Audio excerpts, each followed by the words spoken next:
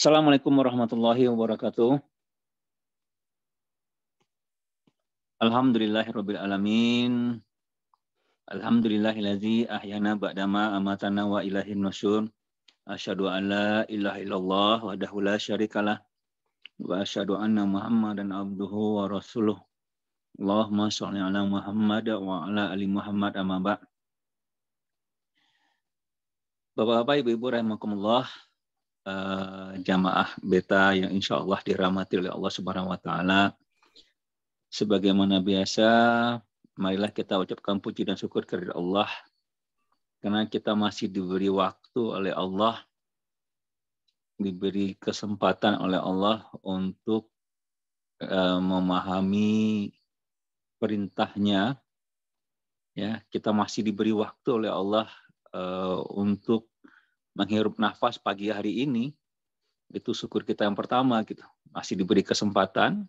Lalu juga kita masih diberi kesempatan mendapatkan hidayahnya. Ya, dengan pagi ini kita mengkaji tentang agama Allah. Ya, karena ini adalah sesuatu yang sangat luar biasa sekali. Karena bisa jadi, dan kita juga bisa melihat begitu banyak, ya bukan banyak ya, ada manusia yang kita lihat ya,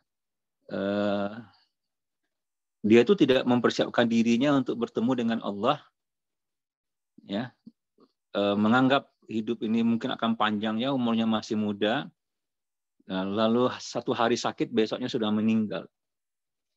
Nah, kalau kita melihat informasi dalam Al-Quran, tentu itu kehidupan yang sangat merugi sekali, gitu. Karena bagaimana pertanggungjawabannya ya, selama hidupnya saja tidak berbuat sesuai dengan apa yang diinginkan oleh Allah Subhanahu wa taala. Dan kita alhamdulillah masih diberi kesempatan untuk itu, untuk mengkaji ilmu-ilmu dalam agama Allah. Nah, yang harus kita lakukan sesudah ini adalah melaksanakannya, mengamalkannya.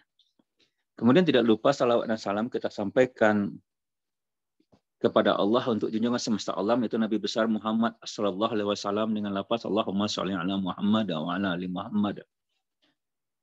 Bapak Ibu rahimakumullah, insyaallah kita akan melanjutkan kajian kita dari minggu lalu, yaitu pada level pada berpikir level 3. Ya, insyaallah kita akan saya akan mulai dengan firman Allah dalam surat Al-A'raf. Ya. Surat Al-A'raf ayat 179. Allah SWT berfirman, A'udzubillahi minasyaitonirrajim. Wa laqad zara'na li jahannam katsiran minal jinni wal ins. Dan sesungguhnya kami jadikan isi neraka tersebut atau isi neraka jahanam tersebut katsiran. Ya, katsiran itu kebanyakan dari apa? Minal jinni wal ins, dari jin dan manusia gitu. Ini ayat yang sejak dulu tuh jadi pertanyaan bagi Al-Fakir pribadi, ya, bagi saya pribadi gitu ya. Kenapa Allah begitu banyak memasukkan manusia ini ke dalam neraka gitu. Tapi jawabannya ada dalam ayat ini juga, sebagaimana firman Allah, lahum qulubun la yafqahuna biha. Ya, mereka punya kulub, mereka punya akal, tapi tidak dipergunakannya ya untuk memahami. Ya, walahum a'yunun la yubsiruna biha, mereka punya mata tapi tidak dipergunakan untuk melihat kebesaran Allah. Walahum azanun la yasma'una biha, dan mereka punya telinga tapi tidak dipergunakan untuk mendengarkan. Dan kata Allah, ulaika kal an'am. Ya, mereka itu seperti binatang ternak, balhum adol, bahkan lebih sesat lagi. Kalau boleh kita simpulkan dari ayat ini, kenapa manusia, ya, kenapa neraka jahanam itu diisi dengan kebanyakan manusia gitu? Karena boleh dikatakan, ya, kalau kita belajar dengan level berpikir gitu ya, kalau alam bisa, tapi kita bisa asumsikan kebanyakan kita itu tidak sampai kepada level berpikir tingkat 3. Kebanyakan manusia itu level berpikirnya hanya tingkat 1 sampai tingkat 2. Ya, sampai cuma meneliti gitu. Tapi untuk memahami konsep kebenaran itu nggak sampai sama sekali. Dan itu bisa kita lihat dari fakta bagaimana keadaan manusia pada saat sekarang ini. Ya, terutama umat Islam yang pasti ya, kalau orang kafir itu sudah jelas mereka tidak mempergunakan akalnya, ya, sehingga mereka tidak bertemu dengan hakikat siapa itu Allah, hakikat kehidupan gitu.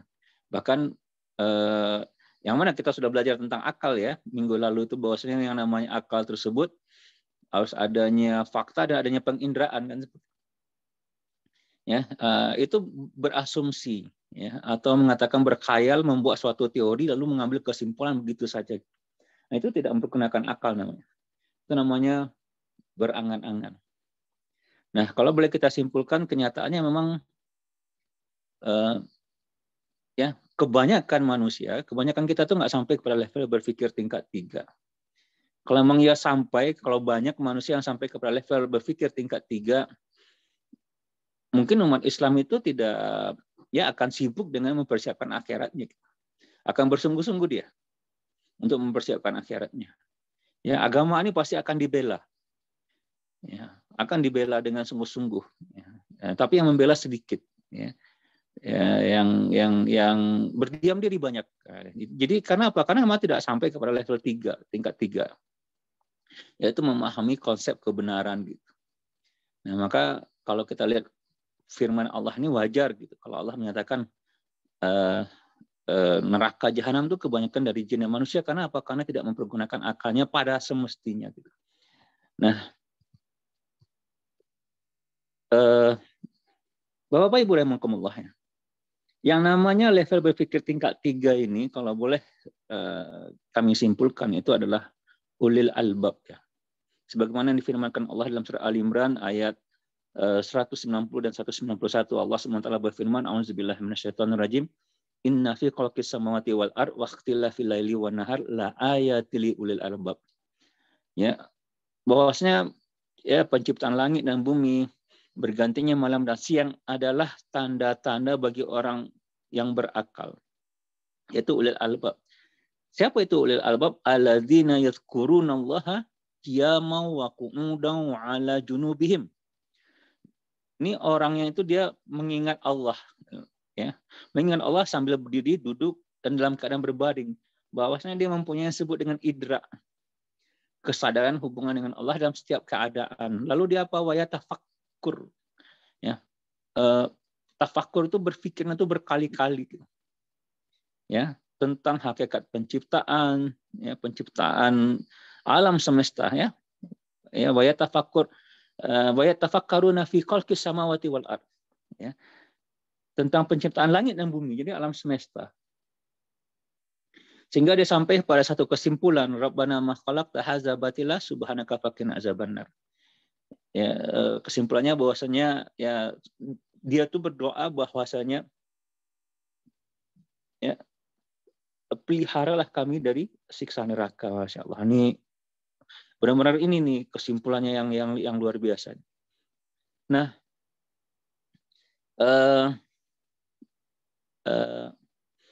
di sini kita melihat bahwasanya bertafakur itu ya, itu berarti bukan pemikiran yang maksudnya ya yang simple gitu ya. Maksudnya seperti level berpikir tingkat 1. Ini perlu pemahaman yang agak menjelimet dikit ya. Dan ini bisa dilakukan oleh semua manusia karena semua manusia itu punya akal gitu. Oleh karena itu mari kita masuk kepada teori berpikir ya, tingkat 3 yang mana nanti, dan ini perlu kita dalami, kita pahami apa sih yang dimaksud dengan teori berpikir tingkat 3, karena kita akan berbicara tentang konsep atau ide ya. Kita akan berbicara konsep atau ide. Ide ini benar nggak? Konsep ini benar nggak? Ya.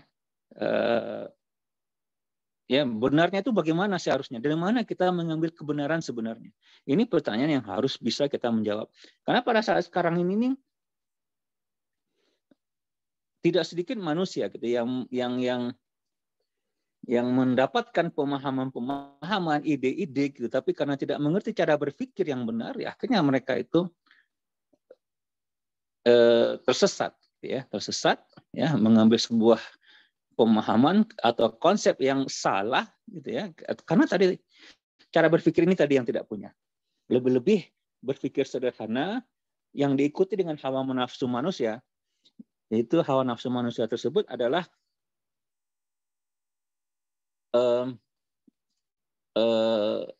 ya ingin mendapatkan manfaat, ya, ingin kebaikan gitu ya. Jadi ingin mendapatkan manfaat, tapi tidak mampu berpikirnya lebih mendalam lagi. Nah, ini yang akan menjadi permasalahan ketika mengambil ide. Yang ide itu menurut dia itu adalah menguntungkan kepada dia dengan pemikiran yang terbatas, ya maka itu yang diambil sama dia. Ya.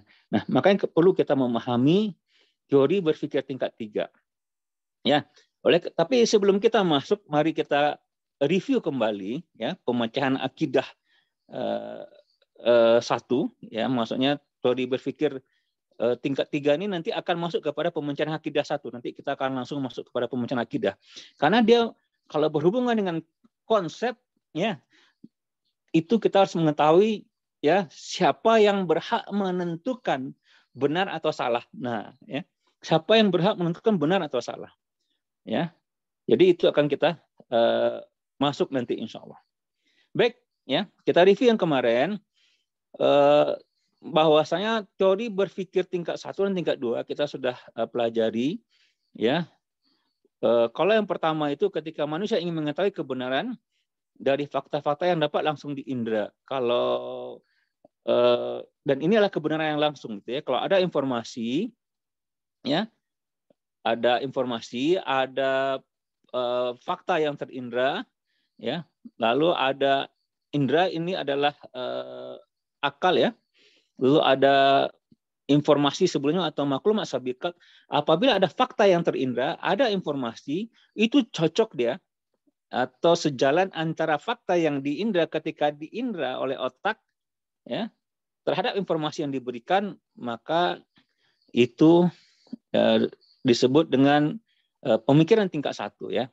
Nah, jadi kebenaran tersebut ya dari apa yang kita indra dari informasi. Jadi kalau dikatakan di luar itu terang benderang gitu misalnya, ya, atau di luar itu gelap. Tinggal indera kita mengindra keluar dan kita bisa lihat apakah benar pemahaman tersebut atau tidak.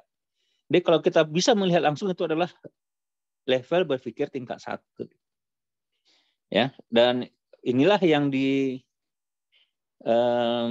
yang masih kebanyakan orang-orang yang berbilang berpikirnya ilmiah itu ya langsung kepada apa yang mereka bisa indra.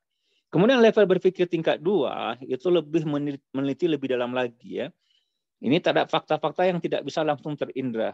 Kalau kita bicaranya kemarin itu adalah yang gaib. Yang gaib itu ada apa yang ada di balik dinding. Ya, jadi yang gaib itu tidak hadir di depan kita sebenarnya. Jadi ketika Allah kita berbicara malaikat gitu ya, maka itu gaib bagi kita. Ya, karena kita tidak bisa mengindra, belum bisa mengindra malaikat. Tapi bagi Rasulullah SAW itu tidak gaib bagi beliau. Ya, surga dan neraka bagi Rasulullah tidak gaib bagi beliau.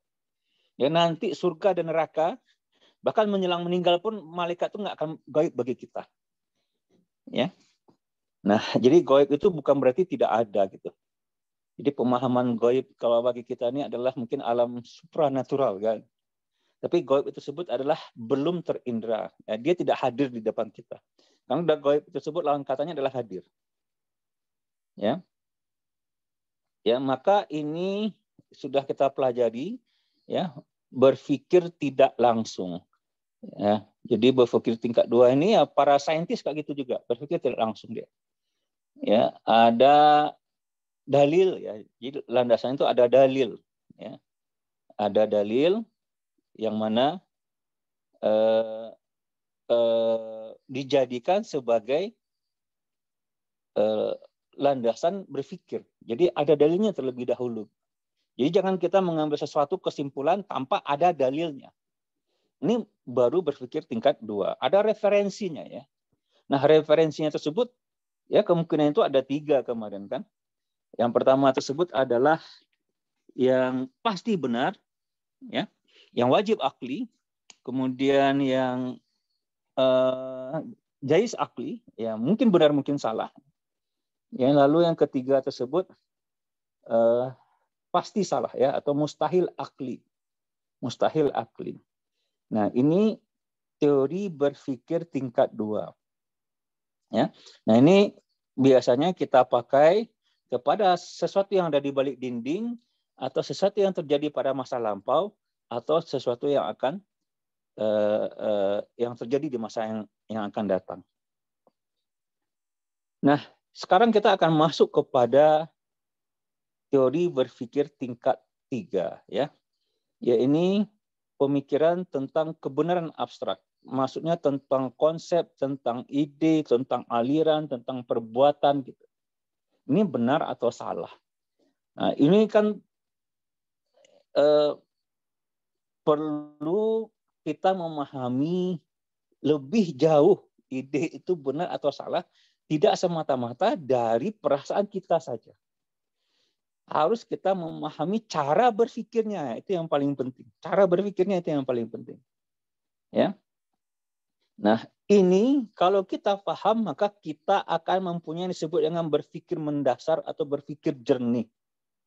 Kalau kita paham ya bagaimana ya menilai suatu konsep itu benar atau salah. Oke, ya. Contohnya ini, ya kan kalau kita berbicara tentang paham demokrasi. Nah, pertanyaan yang harus diberikan itu adalah apa yang ingin diketahui manusia tentang demokrasi kalau ya. Dan ini sangat tergantung dengan pertanyaannya. Jika pertanyaannya tersebut demokrasi itu apa? Ya, maka jawabnya itu adalah demokrasi itu adalah kedaulatan di tangan rakyat, ya, kedaulatan di tangan rakyat, lalu dari rakyat, oleh rakyat, dan untuk rakyat, ya. Nah, pertanyaannya, ya, kalau masih dengan pertanyaan, apakah jawaban itu benar atau salah? Kalau kita menilainya hanya dengan level berpikir tingkat 2, ya, yang mana dalilnya tersebut adalah sesuai dengan penggagas paham demokrasi, maka jawabannya bisa dianggap benar, ya, dapat dianggap benar. Nah, ini adalah pemikiran tingkat 2 baru, belum sampai kepada level tingkat 3 gitu. Karena ingin memahami konsepnya itu benar apa tidak, ya, konsepnya benar apa tidak, ya. Oke. Jadi mari kita lihat ya, bagaimana kita akan menilai benar atau salahnya. Bagaimana ya kalau kita rubah ya pertanyaannya, bagaimana demokrasi itu benar atau salah? Bagaimana kita bisa menilai benar salahnya? Nah ini, jadi pertanyaan yang dirubah itu adalah bagaimana kita bisa menilai benar atau salahnya tadi. Ya, nah ini akan susah menjawabnya ya, dan itu juga akan sama dengan konsep-konsep yang lain. Contohnya ya, nasionalisme itu apa? Ya, benarkah atau salah? Ya, membunuh itu apa? Membunuh itu apakah benar atau salah? Ya, perang itu apa? Perang itu atau benar atau salah? Ya, jadi kita ini kebanyakan hanya tingkat 2 ya. Jadi kalau tanya membunuh itu benar apa salah kan seperti itu ya. Membunuh itu salah ya. Kalau ditanya lagi, kalau membunuh orang di perang benar apa salah? Baru bingung. Membunuh orang di perang benar apa salah gitu kan? Nah, jadi tidak bisa kalau misalnya jawabannya harus ada yang menentukannya. Nah, ini ya menentukan mana yang benar, mana yang salah tadi gitu. Tetapi landasannya apa? Ini akan kita pelajari insya Allah ya. Termasuk terorisme itu apa? Terorisme itu benar atau salah ya. Jadi ini yang akan kita pahami ya. Ya, bagaimana cara menjawabnya? Ya. Nah, ini contohnya lagi yang lain ya. Contohnya lagi yang lain, ini saya skip saja. Ya, ini contoh bunga bank, leasing segala macam ini saya skip saja. Ya. Poinnya adalah bagaimana jawabnya, bagaimana cara menjawabnya itu memerlukan pemikiran tingkat 3. Nah, ini sebagai contoh cara kita mencapai pemikiran tingkat 3. Ini proses yang saya minta kita pahami bersama-sama ya. Ya, untuk memahami kenapa kita perlu memahami pemikiran tingkat 3 ini. Ya, ini langkahnya, ini jalannya. Contoh, ada pencuri, dia ditangkap, lalu dia diadili, ya, maka pembuktiannya tuh dia benar, ya, atau salah, ya, atau dia divonis. Nah, di sini ada 2 biasanya, ya. Jadi ada pembuktian ketika dia dibuktikan kalau dia mencuri, gitu ya. Lalu ada vonisnya, ya. Nah, pada pembuktian itu benar atau salahnya itu harus ada dalil, ya, harus ada barang bukti, harus ada saksi-saksi. Nah, ini baru kepada pemikiran tingkat 2 dia. Jadi kalau ada dalilnya, ada barang buktinya, ada saksi-saksi bahwa dia itu mencuri, gitu ya, maka dia bisa divonis. Nah, ketika sampai divonis, nah ini baru jadi permasalahan, gitu. Ya, contohnya sekarang di Indonesia, koruptor, ya, dihukum berapa tahun gitu, dengan potong tahanan dan segala macamnya gitu. Atau yang kemarin itu ada dia korupsi, ya, polisi, gitu ya, sudah selesai polisi, sudah selesai dia dihukum, lalu dia ditugaskan lagi, gitu ya, dengan alasan dia berprestasi. Sementara di Indonesia ini harus ada SKCK kan untuk bekerja gitu. Kalau ada pernah kita terkena hukum saja, itu biasa perusahaan nggak mau, gitu ya, menerima kita bekerja. Nah, itu satu contoh, ya. Nah, ini contoh, ada orang divonis gitu. Anggaplah tadi dia ada, kalau dulu ada nenek-nenek mengambil coklat atau apa gitu ya, dihukum sampai berapa tahun penjara. Tapi ada korupsi lebih sedikit lagi hukumannya. Nah, pertanyaannya, benar apa salahnya ini? Ya, hukuman tadi atau vonisnya tadi itu haruslah pemikiran tingkat 3. Nah, di sini kita harus melihat ini sebagai contoh, ya. Ketika dia dihukum, dia bertanya, kenapa harus dihukum 2 tahun penjara, gitu ya. Ya, itu benar apa salah? Ya, dijawab sama hakim bahwasanya hukuman tersebut benar, ya. Jika benar, dasarnya apa? Dasarnya adalah menurut KUHP. Mengapa harus berdasarkan KUHP? Ya, benar apa salah? Itu benar, ya. Jika benar, dasarnya apa? Dasarnya adalah Undang-Undang Peradilan. Mengapa harus berdasarkan Undang-Undang Peradilan? Ya, Undang-Undang Peradilan tersebut benar atau salah? Ya, jawabnya hakim bilang bahwasanya berdasarkan Undang Peradilan itu benar. Tanya lagi, jika benar dasarnya apa? Dasarnya adalah Undang-Undang 45. Ya, mengapa Undang-Undang 45? Ya, benar apa salah? Jawabnya itu benar. Jika benar, dasarnya apa? Dasarnya adalah Pancasila. Mengapa harus pakai dasar Pancasila? Jawabnya benar apa salah? Jawabnya benar. Kenapa harus Pancasila? Karena itu kesepakatan para pendiri negara. Nah, ini jawabannya. Kenapa berdasarkan kesepakatan pendiri negara, gitu? Ya, benar apa salah? Jawabnya benar lagi. Ya, jika benar, dasarnya apa? Karena adalah nilai luhur bangsa Indonesia. Jadi masih bisa dipertanyakan terus. Ya, kenapa berdasarkan nilai luhur bangsa Indonesia? Benar apa salah? Ya, jika benar, dasarnya apa? Ya, dari nenek moyang bangsa Indonesia. Lalu nenek moyang itu dasarnya dari apa lagi? Ya, benar apa salah? Ya, dasarnya dari nenek moyangnya lagi, lalu dari nenek moyangnya lagi, gitu. Nah, itu sampai suatu kepada sampai dia akan berhenti pertanyaannya, gitu ya. Ya, dari mana asal muasal manusia, alam dan kehidupan. Jadi ini yang sebenarnya yang harus mendasar. Ya.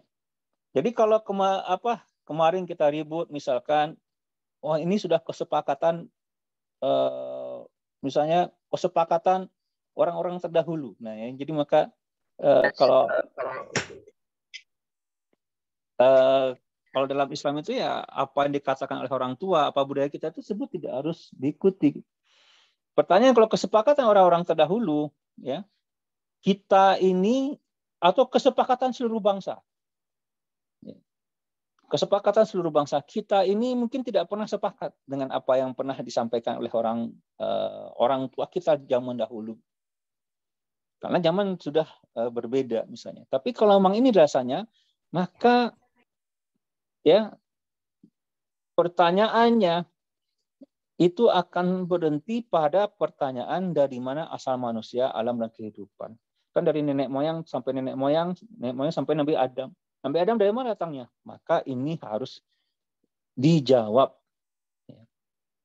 Maka level berpikir tingkat 3 itu harus bisa menjawab dari mana asal manusia, ya, dari mana asal alam dan kehidupan. Karena itu yang menjadi intinya kalau level berpikir tingkat 3. Nah, ini akan kita jawab insya Allah. Inilah pemikiran yang mendasar tadi. Kalau kita memahami ini, masalah konsep benar atau salah, ya, karena tidak bisa disandarkan kepada manusia, ataupun kalau disandarkan kepada manusia, itu akan sampai kepada pertanyaan dari mana asal muasal manusia, untuk apa dia dihadirkan di muka bumi ini. Nah, ini akan kita masuk kepada ya asal muasal manusia, alam, dan kehidupan. Inilah pemecahan akidah yang pertama yang tadi saya sampaikan di awal-awal. Nah, jadi dari mana asal muasal manusia, alam, dan kehidupan ini, untuk sampai kita kepada level berpikir tingkat 3, maka kita harus menjawab ini. Kita harus menjawab ini. Nah, dan kita harus menjawabnya dengan berpikir. Yang pertama, ya, karena kita belum sampai kepada level berpikir tingkat 3, kita harus menjawabnya dengan berpikir tingkat 2 terlebih dahulu. Ya. Dengan ya tingkat 1 dan tingkat 2 dengan mengindra fakta. Dengan mengindra fakta. Nah, level berpikir tingkat 2 kita sudah tahu ya sesuatu yang ada di balik ya dinding yang tersembunyi, dan kita harus berdasarkan dalil. Dalilnya apa? Semua yang mampu kita pikirkan. Jadi kita harus memaksimumkan pemikiran kita untuk sampai di dalam menjawab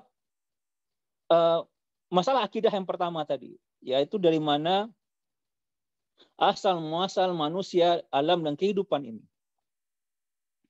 Nah, kenapa yang dicari itu adalah manusia, alam, dan kehidupan ini? Karena manusia, alam semesta, dan kehidupan itu adalah objek-objek yang bisa difikirkan oleh manusia. Karena dia terindra oleh manusia. Ya, jadi manusia tersebut tetap dengan akal yang dia gunakan, dan tetapi dengan memahami keterbatasan akalnya tadi. Karena manusia tidak mampu berpikir pada hal yang dia tidak bisa diindra sama dia, ya, atau yang tidak bisa dia pikirkan gitu. Maka manusia ya dengan level berpikir tingkat 2 ini 3 hal ini yang bisa diinikan sama dia. Manusia, alam semesta, dan kehidupan. Nah,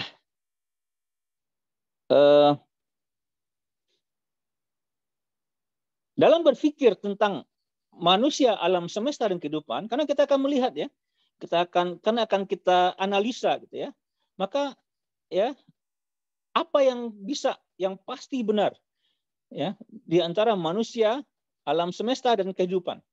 Nah, manusia yang kita lihat yang pasti benar apa menurut Bapak Ibu rahimakumullah? Silakan Anda yang mau menjawab. Yang pasti benar ya manusia, alam semesta, dan kehidupan. Ya. Yang pasti benar ya, dia pasti mati ya. Jadi manusia itu bersifat dia terbatas. Manusia itu pasti bersifat terbatas. Ya, dia punya awal dan punya akhir. Ya, terbatas manusia tadi ya, dia punya awal dan punya akhir. Dia pasti mati. Dia pasti ada yang memulai. Itu yang kita pikirkan. Lalu ada yang mengatur. Ya, ada yang mengatur. Ya, detak jantung kita lah. Itu Masya Allah ya, itu ya Allah yang mengatur ya. Seperti yang tadi saya bilang, ada orang kemarin ini 1 hari sakit, besoknya meninggal, masih muda. Ya, satu hari sakit biasanya meninggal.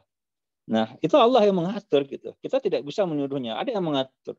Ya, ada yang mengatur kita tumbuh ya, menjadi dewasa dari bayi menjadi dewasa lalu meninggal ya menua kita. Itu apapun ilmu manusia kita itu tidak bisa menghentikan itu. Ya.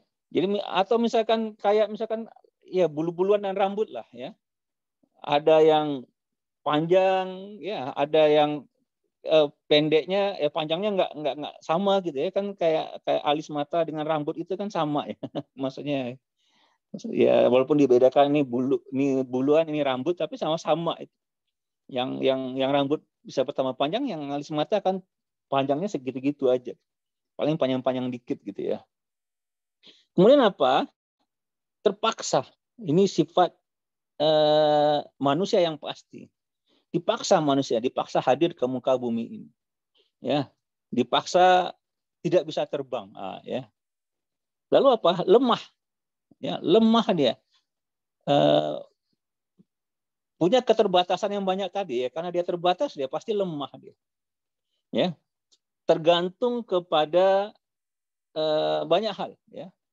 Karena itu lemah ya. Jadi lemah, serba kurang ya, kalau nggak makan gitu ya. Nggak bisa beraktivitas misalnya ya. 7 hari misalnya tidak makan tidak minum ya bisa meninggal dia gitu. Nah itu serba kurang. Dan dia tergantung kepada bumi, tergantung kepada oksigen, ya, tergantung kepada banyak hal di dalam muka bumi ini. Nah itu yang pasti kepada manusia. Dan ini kalau kita lihat alam semesta juga seperti itu.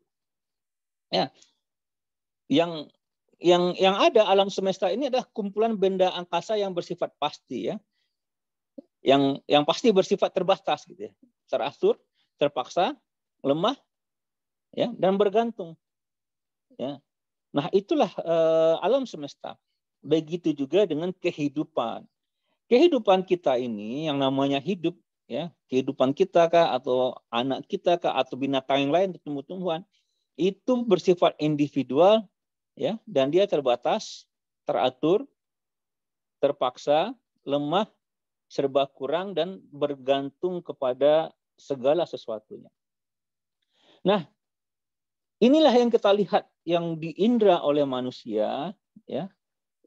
Ya, ketiga ini sehingga kesimpulan kita bahwasanya yang namanya manusia, alam semesta dan kehidupan itu bersifat azali, ya, mustahil bersifat azali.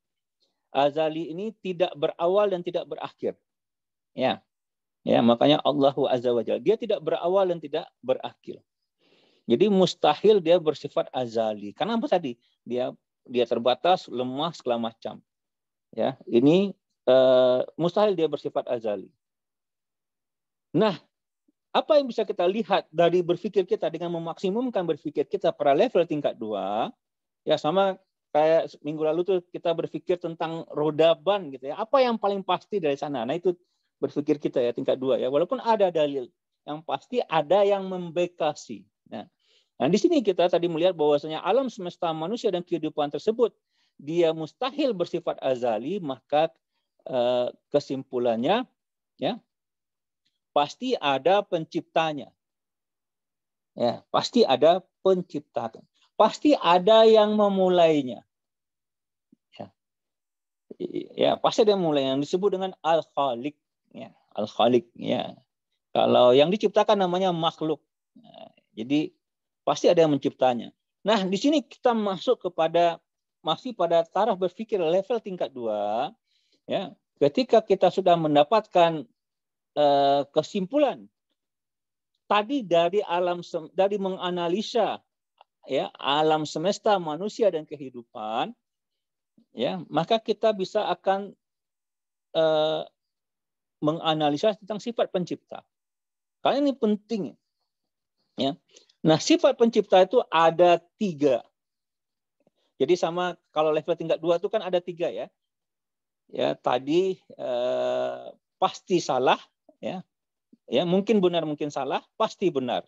Ya, maka kita akan lihat ya, sifat pencipta itu ya.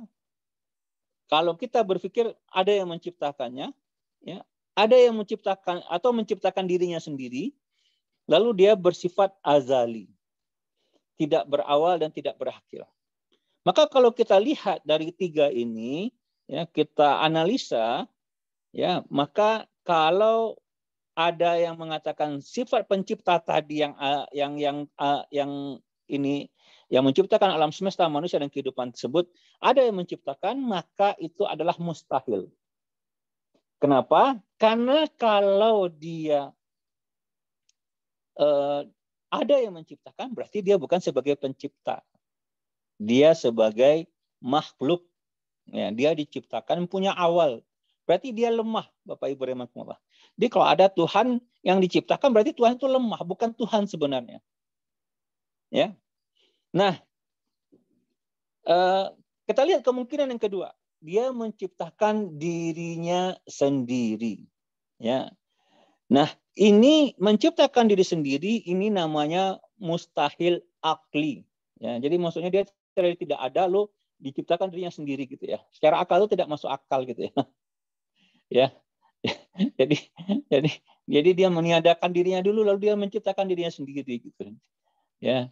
Lalu yang menciptakan dirinya sendiri itu siapa gitu ya? Kan dia tidak masuk akal ya. Sama dengan kayak gini. Jadi mustahil akli tersebut ya, kita berbicara misalkan kita bilang bahwasanya ya mobil itu diam tetapi dia bergerak gitu ya. Jadi itu mustahil akli ya. Kalau bergerak, kalau diam. Ya. Itu mustahil akli. Nah, ini kita harus paham ya. Ya, kalau ada yang mustahil akli gitu ya, itu tidak masuk akal istilahnya. Ya, mustahil akli itu tidak masuk akal. Maka kalau yang pertama ada yang menciptakan itu adalah batil atau mustahil, yang kedua itu dia sifat pencipta itu menciptakan diri sendiri itu juga mustahil, maka ya kemungkinan yang ketiga bahwasanya sang pencipta tersebut bersifat azali, inilah yang benar. Ya, karena salah satunya pasti harus ada yang benar. Ya. Ini yang benar. Ya, kenapa? Wajibul wujud, wajib adanya. Keberadaannya itu wajib. Ya. Karena kalau tidak ada sang pencipta yang azali, tidak akan ada alam semesta, manusia, dan kehidupan. Nah, disinilah kita paham ya. Allah SWT berfirman ya. Inna fi khalqis samawati wal ard, ini dalam surah Al-Baqarah, tadi dalam surah Ali Imran. Ya. Waqtilafi laili wan nahar, ya. Dan semuanya dalam penciptaan langit dan bumi. Lalu apa? Waqtilafi laili wan nahar, bersilih bergantinya malam dan siang, ya. Wal fulkil lati tajri fil bahri, ya. Kemudian bahtera yang berlayar di laut, ya. Ya, bima yanfa'un nas, ya, yang membawa apa yang berguna bagi manusia. Wa ma anzalallahu minas sama, ya, mimma, ya, lalu apa yang Allah turunkan dari langit yaitu berupa air, ya, fa'ahya bihi, lalu dengan air tersebut dihidupkannya bumi gitu ya, bihil ard, ya, ba'da mautiyah, setelah matinya, ya, setelah matinya atau setelah keringnya. Wa batha fiha min kulli dabbah, lalu dia sebarkan ya di bumi tersebut segala jenis hewan, ya, wa tasrifi riyah, ya, wasahab, ya, lalu pengisaran angin dan awan, ya, musakhiri bainas sama, ya, yang dikendalikan antara langit wal ard dan bumi, li ayati liqaumi yaqilun, itu adalah tanda-tanda kebesaran bagi kaum yang memikirkan. Masya Allah. Jadi alam semesta, manusia, ya, dan kehidupan ini yang terpaksa tadi ada yang mengawali, ada yang mengatur gitu, berputarnya malam dan siang gitu ya. Itu tanda-tanda tentang keberadaan Allah, Masya Allah, ya. Tanda-tanda tentang keberadaan Allah Subhanahu wa taala. Nah, sekarang Bapak Ibu rahimakumullah ya. Jadi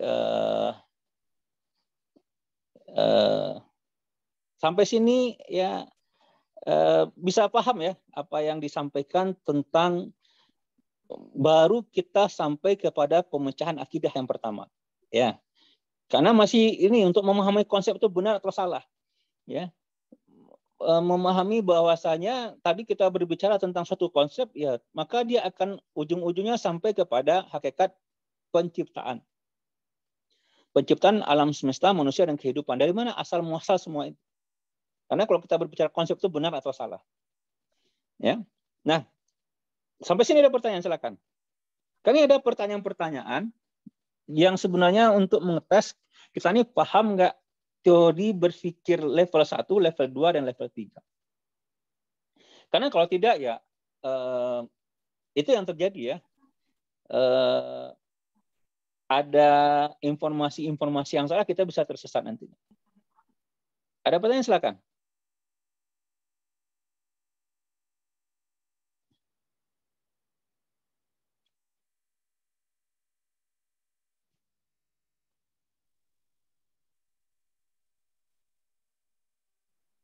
Tadi yang saya share. Assalamualaikum. Waalaikumsalam.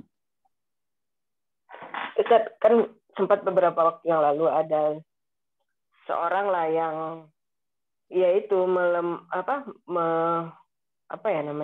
seperti menistakan ya surat Al-Isra ayat 1 tentang perjalanan Nabi Muhammad SAW Isra Mi'raj. Oh itu ya. Apakah dengan gini ya, dengan kondisi kita sekarang di akhir zaman ini gitu, sebenarnya kita diuntungkan ya dengan data yang banyak kita dapat bertahun-tahun sebelumnya. Iya. Ini saya bertanya ke Ustaz, apakah sebenarnya harusnya kita akhir zaman ini, orang-orang akhir zaman itu lebih mudah untuk beriman yang kokoh gitu, karena data yang masuk lebih banyak. Iya. Contohnya, dulu mungkin tidak terpikir orang mencapai jarak jauh dengan pesawat jet, bahkan ke bulan. Kalau sekarang, kita udah lihat sendiri buktinya gitu. Komunikasi jarak jauh, bahkan beda planet aja kita bisa. Nah, gimana Ustaz? Apakah itu sebenarnya kita diuntungkan dengan kondisi sekarang? Afwan Ustaz. Ya, jadi karena tadi diuntungkan dengan kondisi sekarang, tetapi yang mengalihkan manusia dari berpikir itu juga banyak. Jadi mengalihkan dari berpikir juga banyak, ya seperti hiburan. Jadi manusia itu nggak sempat berpikir tuh. Lebih ada HP ya, skip gitu ya. Itu nggak sempat berpikir. Itu satu. Jadi yang mengalihkan manusia dari berpikir dia untuk diam dulu sejenak, untuk bertafakur dia, memahami dia untuk apa dia hidup gitu ya. Lalu memahami ayat Allah itu juga banyak godaannya. Yang kedua apa? Cara berpikir itu sendiri juga sudah dihilangkan. Apalagi dengan hilangnya Islam dari kehidupan. Ya. Jika gini, karena kita ini tidak dalam Islam diterapkan dalam kehidupan, ya dididik dengan pendidikan yang sekuler, ya sehingga pemahaman keislaman tersebut, pemikiran ilmu-ilmu yang cemerlang dari Islam tersebut kabur gitu. Kabur maksudnya ya kabur, hilang, lari gitu ya, tapi juga kabur dari pemahaman umat Islam kebanyakan. Itulah fakta yang terjadi, sehingga apa, cara berpikirnya sudah salah ya, lalu yang distraksi ya, yang mengalihkan pandangannya ya untuk berpikir pun juga banyak. Jadi itu yang terjadi, Bu Tri. Ini sebagai contoh ya, pertanyaan-pertanyaan ya. Saya akan coba, silakan Bapak Ibu nanti jawab pertanyaannya. Ya, tadi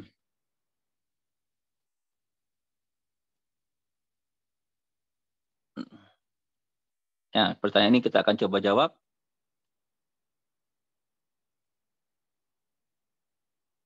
Ya. Nah, ya, ini kita coba jawab ya. Karena berpikir ini pemahaman dan skill juga gitu ya. Maksudnya harus dilatih Bapak Ibu rahimakumullah. Nah, pertanyaannya ya. Jika ya ada yang bertanya gitu ya. Ini orang-orang liberal suka sekali bertanya seperti ini ya.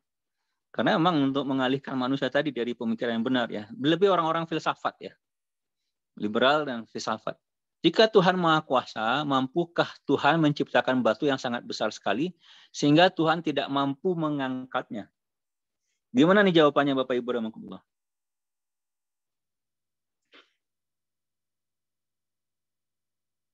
Silakan dijawab. Silakan ada yang mau menjawab. Mau berkomentar juga boleh. Kalau saya coba jawab Pak Ustadz. Ya, silakan saya coba komentar. Pak Anggun. Ya ini jawabannya sih mungkin pertanyaannya sih mungkin nggak relevan ya Ustadz, nggak nyambung. Iya, oke. Di mana nggak nyambungnya? Ya, artinya ini dua hal yang bertentangan. Ya, ketika dia mengatakan apakah Tuhan bisa menciptakan batu yang sangat besar sekali sehingga Tuhan tidak bisa mengangkat, nih dua statement yang saling bertentangan dari pertanyaan ini. Iya, Masya Allah. Ya, udah. Berarti Pak Anggun sudah paham tentang metode berpikir ya. Ya, bahwasanya yang namanya Allah itu Maha Kuasa, ya tidak mungkin tidak mampu kan seperti itu. Jadi ini mustahil akli gitu ya, bukan mustahil akli ya. Jadi ya secara akal itu tidak masuk akal. Sama tadi ya, dia bergerak tapi dia diam misalnya seperti itu kan, orang-orang filsafat banyak seperti itu. Ya, memasukkan pemikiran-pemikiran yang sebenarnya itu adalah sesuatu yang tidak masuk akal tadi, ya, mustahil akli tadi, tapi bikin orang itu jadi bingung. Tapi mereka senang dengan hal seperti itu gitu. Ya, sementara kalau Allah itu bilang, ya, fitratallahi fataran nasa alaihi, untuk manusia itu sendiri adalah fitrahnya, termasuk akalnya juga tadi, yang akan berubah. Ya. Jadi benar sekali Pak Anggun ya. Jadi ini tidak mungkin, ya, sesuatu yang maha kuasa itu juga tidak mampu gitu. Ya, sesuatu yang maha mampu itu juga tidak mampu. Nah, itu adalah ini. Jadi benar sekali Pak Anggun, Masya Allah ya. Nah, ya jadi mustahil akli nih Bapak Ibu rahimakumullah. Ya, hebat Pak Anggun, Masya Allah ya, barakallah. Berikutnya Bapak Ibu rahimakumullah, ini pertanyaannya. Jika Tuhan Maha Kuasa, ya, mampukah Tuhan memasukkan seluruh alam semesta ini ke dalam telur ayam? Ini biar kita paham nih, biar nggak diinikan sama ini. Ya, karena apa ya, subhanallah ya, itu orang-orang liberal tersebut menghantam umat Islam karena umat Islam tidak mempunyai pemikiran yang benar ya. Contohnya kalau di mahasiswa itu datang itu mereka itu ya diskusi kayak gini. Ya, terutama di kampus-kampus Islam juga ada ya, yang ilmu filsafat yang kayak gini ya. Sampai mereka tuh nauzubillah itu bikin perkataan-perkataan yang ya mengerikan sebenarnya ya. Boleh katakan mereka sudah keluar dari Islam. Nah, pertanyaan, jika Tuhan itu Maha Kuasa, mampukah Tuhan memasukkan seluruh alam semesta ini ke dalam telur ayam?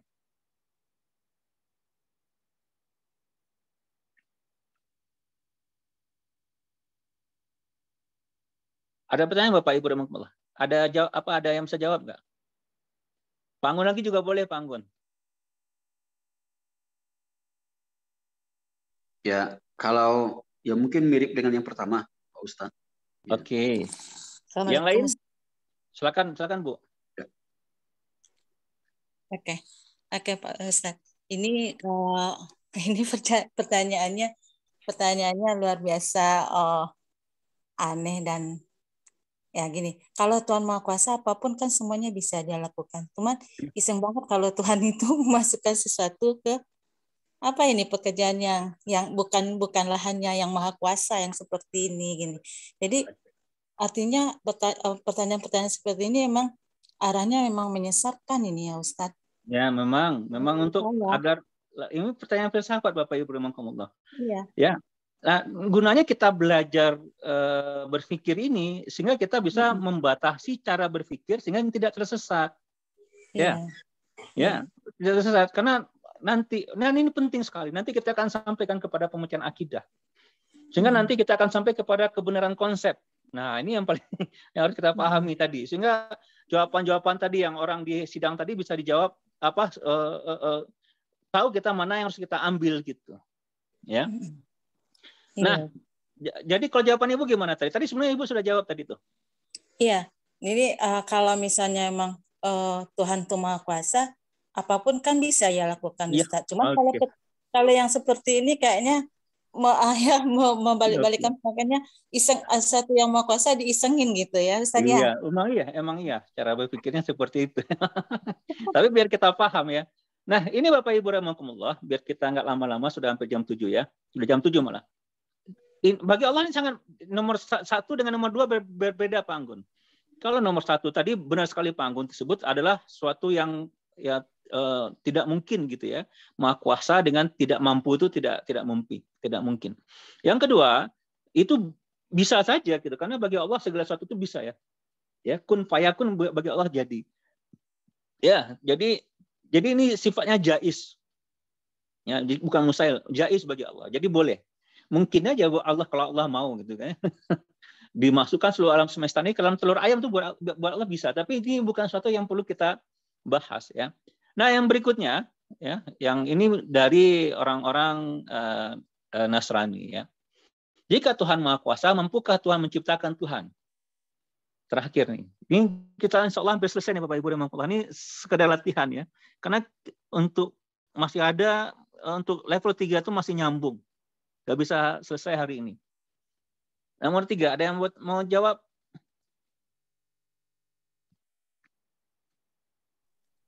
Saya Ustadz. Silakan. Ya, Tuhan itu beranak dan tidak beranak kan? Iya, betul. Enggak menciptakan Tuhan karena beliau tidak beranak. Benar. Lalu pertanyaannya, mampukah Tuhan menciptakan Tuhan?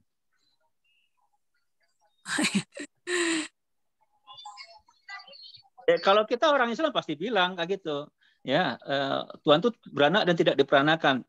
Ya. Tapi ketika bilang oke lah gitu ya, tapi pertanyaan saya ini gitu ya, mampukah Tuhan menciptakan Tuhan? Nah, balik lagi kepada yang pertama tadi ya, Pak. Ketika kita membahas tentang sifat Tuhan tadi. Yang namanya Al-Khaliq itu azali, tidak berawal dan tidak berakhir. Kalau Tuhan menciptakan sesuatu, itu bukan namanya Tuhan. Gitu. Itu namanya makhluk. Maka Tuhan itu tidak akan pernah menciptakan Tuhan. Ya Bapak Ibu rahimahullah ya. Jadi Allah itu bersifat azali, tidak berawal dan tidak berakhir. Tuhan itu bersifat azali. Jadi pertanyaan yang kayak gini ini banyak menyesatkan manusia ya. Jadi bagi kita nggak perlu membahasnya. Jadi orang yang lari ke filsafat, ya lalu sibuk dengan hal ini, gitu ya. Mohon maaf, nanti sia-sia kehidupannya ya. Maksudnya kita ini disuruh produktif oleh Allah Subhanahu Wa Taala ya, produktif dalam mempersiapkan kita kepada akhirat ya. Jadi kesimpulannya Bapak Ibu rahimakumullah ya. Pertanyaan akidah yang pertama, dari mana asal manusia, alam semesta dan kehidupan? Ini akidah pertama ya. Dengan menggunakan akal, manusia mampu menjawab dengan benar, pasti ada penciptanya. Penciptaan tersebut bersifat azali, wajibul wujud. Ya, jadi wajib adanya. Jadi inilah Masya Allah ya. Orang tadi Bu Tri bilang, kita ini bersyukur, kita ini banyak informasi gitu. Ya, orang zaman dahulu, gitu, orang-orang Badui tersebut, ketika ditanya mereka, ya, dari mana? Ya, Abu Bakar, Pak Umar pernah bertanya kepada orang Badui, ya, dari mana engkau tahu bahwasanya Allah itu ada? Ya, lalu mereka menyatakan, ya, tahi unta ini itu, ya, ada tahi unta katanya, itu berarti tadi ada unta. Nah, jadi adanya alam semesta, manusia dan kehidupan ini, inilah ya pemikiran yang jernih gitu ya. Bahwasanya ada yang menciptakannya, Masya Allah. Karena kalau tidak ada sang pencipta, maka tidak akan ada alam semesta, manusia dan kehidupan. Ya, jadi kalau ada sang pencipta, ya, kalau tidak ada sang pencipta, maka tidak akan ada manusia, alam semesta dan kehidupan. Dan sifatnya Allah tadi adalah azali. Ya. Azali itu tidak berawal dan tidak berakhir. Nah, jika akal dapat memastikan adanya pencipta, apakah itu sudah cukup? Nah, ini harus kita lanjut berikutnya ya, insya Allah ya. Masalah berikutnya adalah jika manusia di muka bumi ini mau menggunakan akalnya, pasti mereka akan mengakui adanya pencipta. Itu terlebih dahulu. Tapi kenyataannya kan tidak. Ya, ya. Jika seluruh manusia di muka bumi ini sudah percaya adanya Tuhan, apakah masalah di dunia ini akan selesai? Ya, kenyataannya hampir 90% penduduk muka bumi ini percaya adanya Tuhan, dan hampir semua negara yang berdiri di muka bumi ini selalu didasari oleh kepercayaan kepada Tuhan yang esa. Tapi kenapa tidak aman? Ya, justru yang terjadi sebaliknya. Nah, ya, bahwasanya percaya kepada Tuhan saja itu belum cukup. Termasuk bagi landasan negara, ya, manusia harus terus berpikir dan menggunakan akalnya sampai kepada pertanyaan akidah yang kedua yang insya Allah minggu depan, ya, apa tujuan hidup manusia. Nah, inilah yang nanti, ya, yang akan merubah dunia, termasuk kita akan paham konsep benar dan salah. Ya, kenapa konsep benar dan salah tersebut harus ada yang menentukan, nanti itu akan kita masuk, ya. Baik, Bapak Ibu rahimakumullah, mungkin sampai di sana, ya. Silakan kalau ada pertanyaan. Mohon maaf hari ini pakai ini, ya.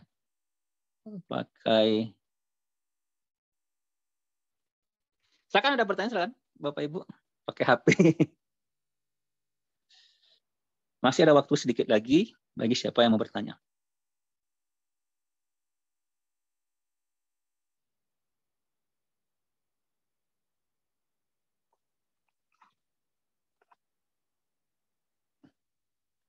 Ada yang di chat tanyanya? Nggak ada, ya. Baik, kalau tidak ada, mungkin perlu di... Boleh diskusi sebentar sedikit. Silakan, Bu. Bismillah. Pertanyaan-pertanyaan yang muncul tadi dari para kaum sekuler atau kafir yang menggoncang, berusaha untuk menggoncang keyakinan kita, itu tuh apakah seperti yang dilakukan oleh umat Nabi Musa yang bertanya terus gitu sampai ya itu tadi gitu, Ustaz. Jadi sampai kayak sapi itu harus seperti apa terus, sampai dia itu nggak sampai yang maksudnya yang dikhawatirkan ya akhirnya nggak beriman nanti gitu. Ustaz. Oke, ya Nabi Musa itu kan yang pertama tuh mereka, ya, wa isqultum ya Musa lan nu'mina laka hatta narallaha jahrah. Ya, mereka ngomong sama Nabi Musa, kami ini nggak beriman sampai Allah itu dapat kami lihat sendiri gitu. Ya. Jadi itu orang-orang Bani Israel, ya. Lalu Allah bunuh mereka, ya, fa akhadhatkumus sa'iqatu, ya. Dan mereka tuh dibinasakan gitu, dan mereka melihat. Nah, ini wa antum tanzurun gitu, dilihat. Tsumma ba'asnakum min ba'di mautikum. Nah, masyaallah, mereka tuh dihidupkan lagi oleh Allah setelah kematian mereka gitu. Nah, jadi mereka tuh sebenarnya melihat, merasakan mukjizat, ya. Ya, merasakan melihat mukjizat. Makanya kalau mereka itu adalah kaum yang kufur. Jadi dalam ini Bapak Ibu rahimakumullah, ya, manusia tersebut dikasih kebebasan memilih, ya. Kebebasan memilih sebenarnya. Ya, kebebasan memilih. Maka ketika manusia tersebut kufur itu ada dua. Yang pertama dia itu tersesat karena dia tersebut tidak paham. Yang kedua karena memang engkar gitu. Engkar ini emang dimulai dari membiasakan diri engkar gitu, menganggap diri kita tuh pintar, tidak memahami kita tuh lemah. Ya. Itu manusia. Ya, maka ya, karena memang sifat manusia itu seperti itu. Jadi memang yang diharapkan tersebut adalah berpikir yang lebih tinggi lagi. Jadi kalau tadi kita lihat mereka itu tidak akan beriman kepada Allah sampai melihat Allah gitu, ya. Lalu dikasih Allah ini, itu sebenarnya sebagai tanda mereka tidak sampai mengambil pelajaran dari sana, ya. Ya, bahkan mereka tuh, ya, wa zalalna alaikumul ghamama, ya, manna wa salwa wa anzalna, ya. Jadi dikirimkan makanan dari langit mereka. Nah, itulah Bani Israel. Ini mereka tersebut merasa pintar, ya, tidak mau mengambil pelajaran. Nah, sebenarnya ya bagi kita manusia cukup dengan Ya, makanya disebut Islam adalah ketundukan. Ya, benar-benar menyerahkan diri kepada Allah Subhanahu Wa Taala. Patuh kita, memahami bagaimana kehidupan akhirat. Jadi cara dengan akal itu cukup sebenarnya. Nggak ada lagi lebih dari itu. Dengan akal itu kita akan paham. Ya, mana yang baik buat kita, mana yang tidak. Ya, memahami bagaimana kehidupan dunia ini sebentar gitu, ya, dan memahami nanti memang level akidah yang kedua, ya. Kita sampai kepada informasi ada akhirat itu adalah benar sehingga tidak bisa lagi ditolak keberadaannya gitu. Mau tak mau kita suka tak suka kita harus menahan diri. Nah, yang berikutnya memang yang namanya kepribadian manusia tersebut ada yang disebut dengan nafsiyah, ya. Jadi walaupun akal sudah membenarkan, ya, kita harus melatih nafsiyah kita, nafs kita, ya, untuk tunduk. Nah, jadi itu pula yang membuat manusia itu unik gitu, atau sempurna dia kenapa ada Islam.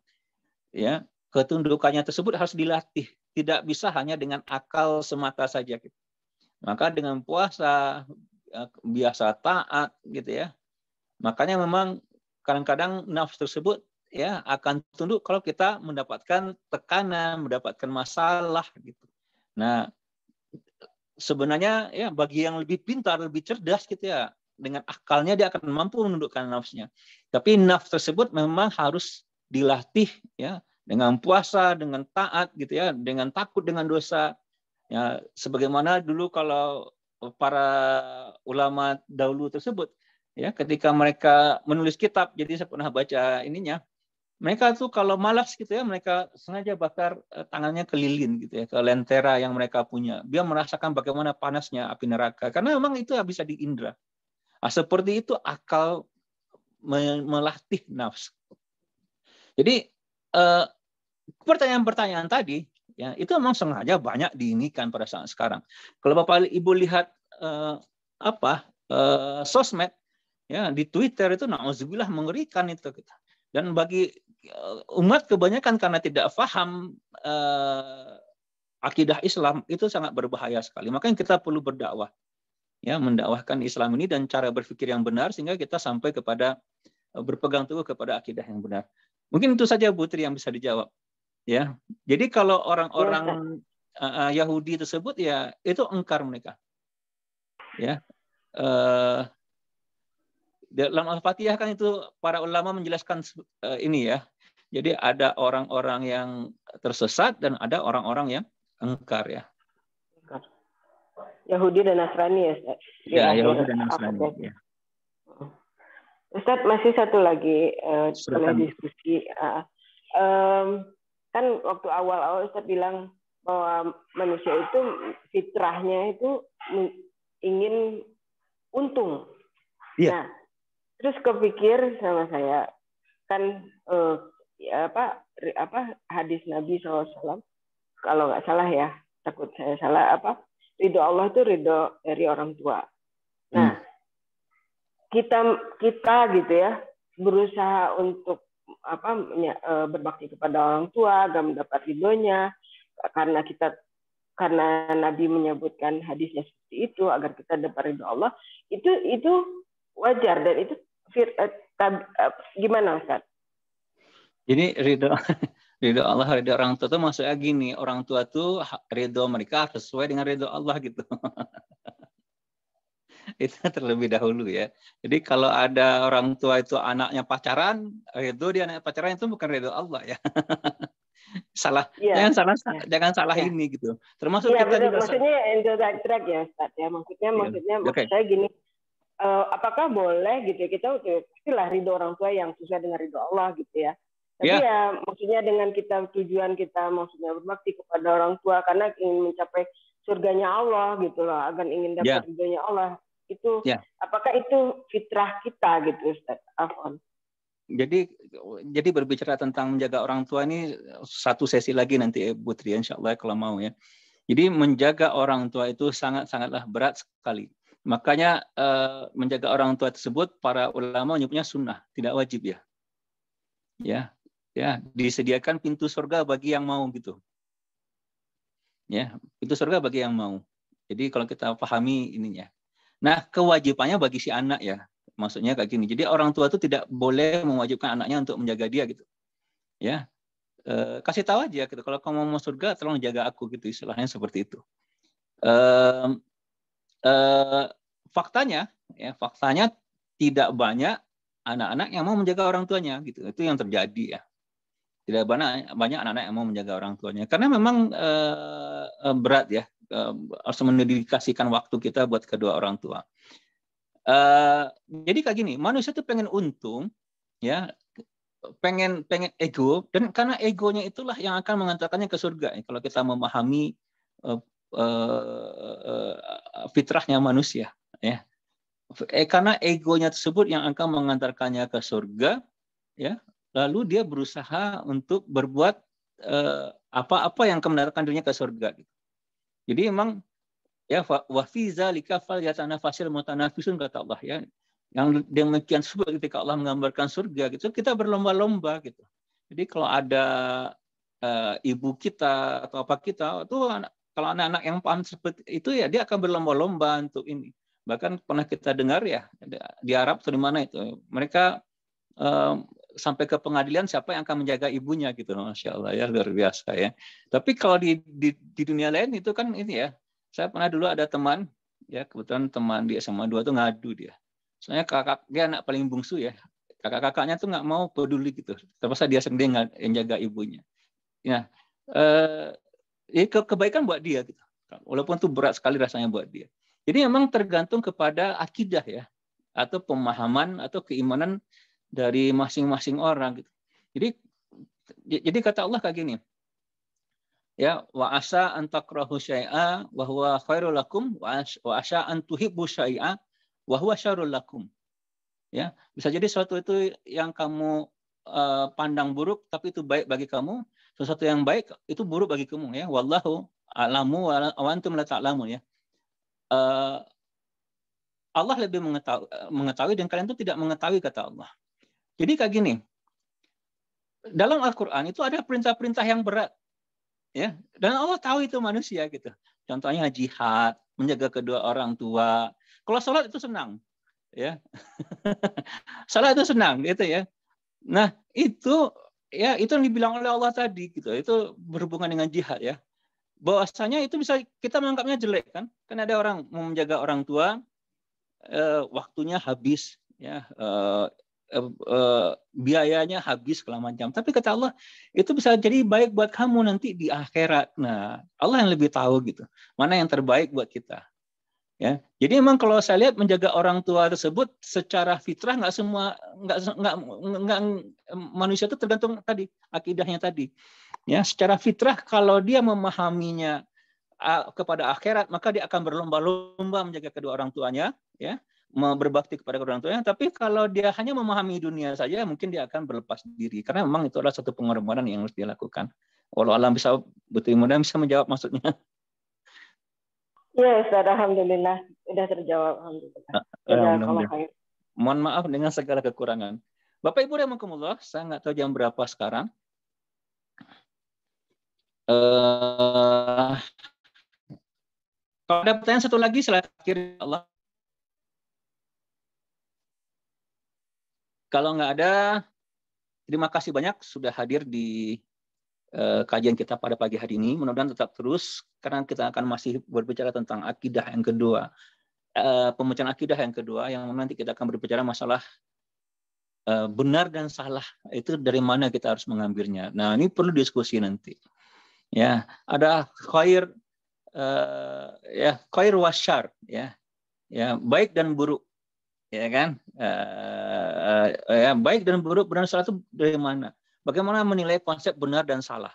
Ya, nah, sini kita harus paham. Nanti insya Allah di kajian berikutnya akan kita bahas secara agak mendetail. Ya, lalu kita akan sampai nanti kepada konsep. Ya, jadi dalam menilai konsep itu benar atau salah. Demikian kajian kita pada pagi hari ini. Mohon maaf dengan segala kekurangan. Kita tutup dengan minta ampun kepada Allah Subhanahu wa taala. Astaghfirullahalazim, astaghfirullahalazim, astaghfirullahalazim. Dan doa penutup majelis.